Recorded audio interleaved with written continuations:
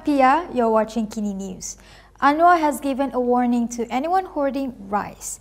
He said the government will take legal action against those capitalizing on the public's misery.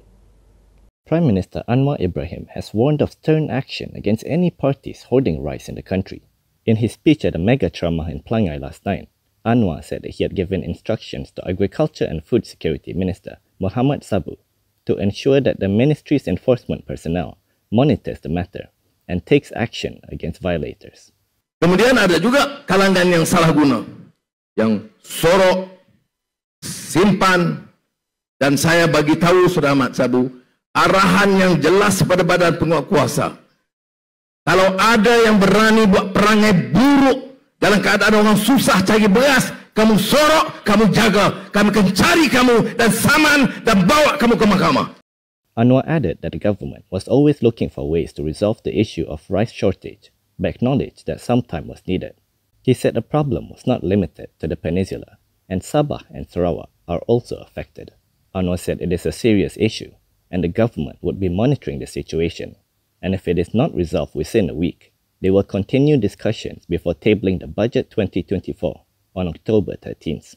He added that the government will also increase the subsidy to 400 million ringgit for a few months. Anwar said that the government had decided to channel this subsidy to premises like army camps, police, and school hostels to use imported rice so that there will be more local white rice available in the market. Previously, Mohamad Sabu had said that Anwar had agreed for 4 additional interventions to be implemented to resolve the issue of rice supply in the country. This includes the launch of the Special Integrated Enforcement Task Force for white rice.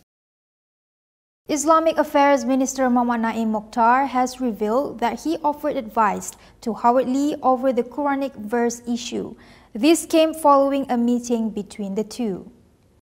Ipoh Timur MP Howard Lee paid a visit to Islamic Affairs Minister Mohamad yesterday. This came after he came under fire recently for citing a Quranic verse in one of his TikTok videos. In a post on Facebook, Naim said the meeting was a constructive one. He said the two shared an understanding that Islam must be upheld as the religion of the Federation. The minister added that Lee had agreed with his advice to be more prudent in quoting the Quran to avoid misunderstandings. Lee's video, which has since been removed, was the subject of police reports and criticisms from Perikatan Nasional, most notably by Kedah PN Chief Mohamad Sanusi Matnor. On September 22nd, the police revealed that an investigation against Lee was underway following reports lodged over the video, with claims that he had insulted Islam. Following this, Lee had apologized for any inconvenience caused by his action. He also denied that he interpreted the Quran, asserting that he had only quoted from it. He explained that apart from doing his own research, he had also consulted with several Islamic experts and ustaz on the matter. Lee also pointed out that PN did not mind their non-Muslim supporters and Gerakan members quoting Quranic verses in their public speech. Another Perikatan Nasional lawmaker has claimed that heavy police presence at the coalition's ceramah in Pelangai is scaring off the public from attending. A Perikatan Nasional lawmaker has claimed that heavy police presence at the coalition's events in Pelangai is scaring off would-be participants. Speaking at a ceramah to an audience of around 200 people last night, Pendang MP Awang Hashim said PN abided by the law, so there was no need for a heavy police presence. Awang brought up the recently concluded 6 state elections as an example and said that sometimes the police would fill up their tents. He said the tents were set up for the public to hear the speakers. However, when they see a lot of police personnel, they would get scared and leave. Boleh ambil gambar, boleh bertugas jaga keselamatan tapi duduk kemah. Kemah ni untuk pengundi-pengundi, pendengar ceramah. Kalau semua main masuk duduk dalam ni, ambil gambar buh dalam kemah, orang tak masuk, orang takut. He added that the police should do their jobs and follow the instructions from the government of the day, but don't follow strange orders.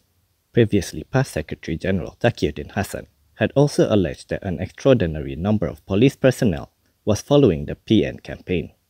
Taqiyuddin claimed that police monitoring of PN's candidate Qasim Samad during his walkabouts and house-to-house visits had created reservations among locals to engage with the candidate.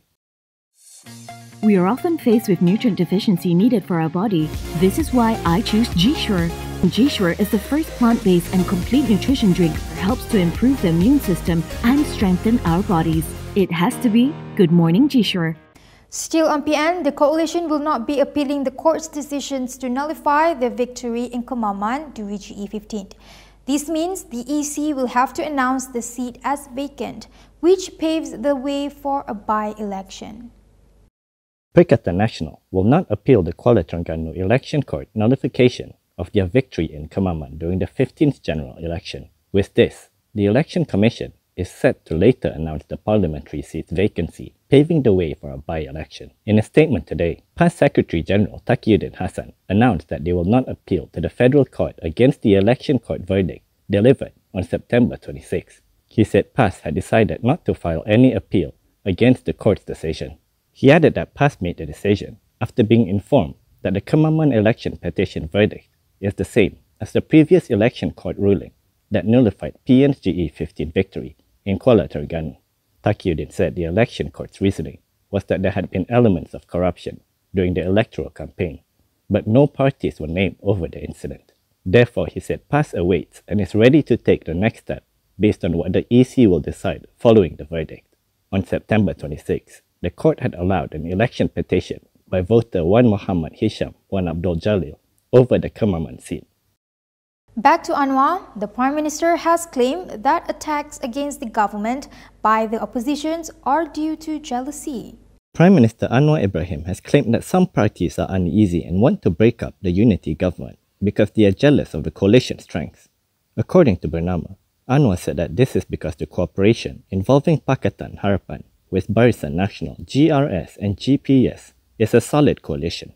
In his speech at the Ceramah last night, Anwar said that the important thing is that the unity government is stable, as it brings foreign investment in, which helps to defend the fate of the people. He said even investors have confidence in the unity government, so they shouldn't destroy or damage it. Anwar said if they wanted to create trouble, they should wait for 4 more years. According to Anwar, the spirit of togetherness in the unity government not only succeeded in providing political stability, but was also able to produce a clear policy for the development of the country.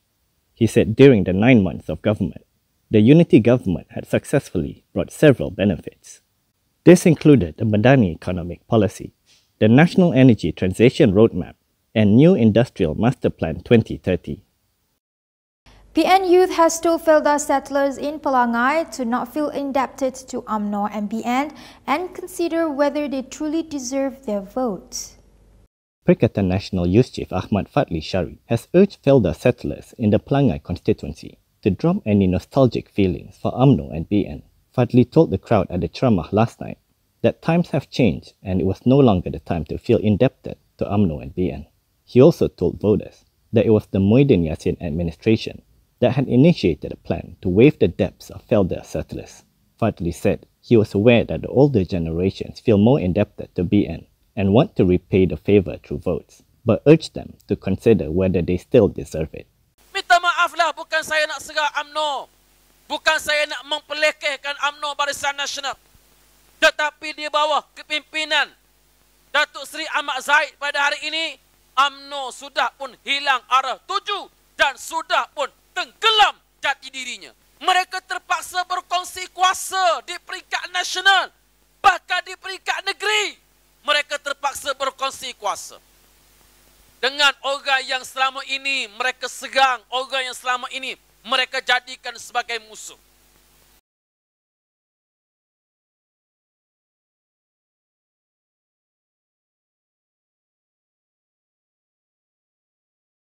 And that is all for me today. For more stories, you can go to Kinitv.com. You can also follow us on Instagram, Twitter, YouTube and Facebook for the latest news updates.